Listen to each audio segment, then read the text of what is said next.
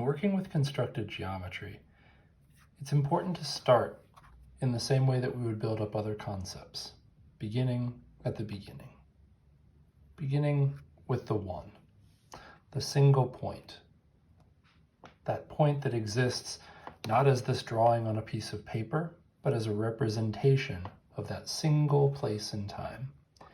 It's a great thing to discuss with middle schoolers that no matter how carefully you've sharpened your pencil, no matter how precisely you've drawn that point, it's really more than a point, because if we zoomed in far enough, we could see that it has distance across its surfaces, and therefore it can't be a point. A point can't have length, and it can't have depth. They love that idea that these are representations of something that exists beyond the physical world. But once we've moved beyond the single point, we can start to see that everything in the world can exist in relationship to that point. For example, the circle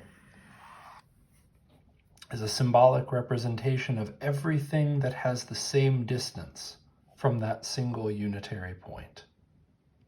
That each of these distances, each radii, each beam moving from the center to the periphery, is the same as another. That this distance, and this distance, and this distance are all equivalent. They're all equal because of their relationship to that center point.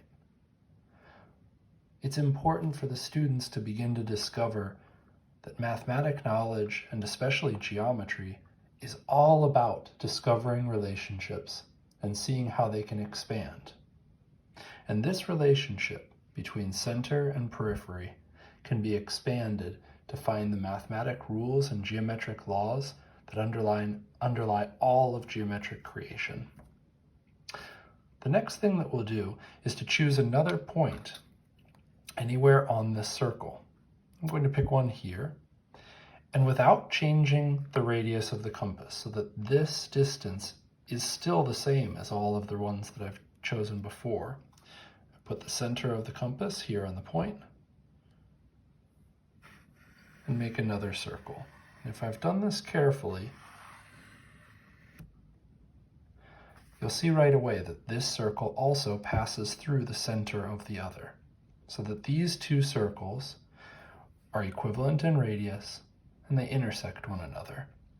And this form, this shape, this relationship of two circles with equal radii has been known since ancient Mesopotamia, since ancient Africa, and was called by the early Greek philosophers and Roman philosophers by the vesica pisces.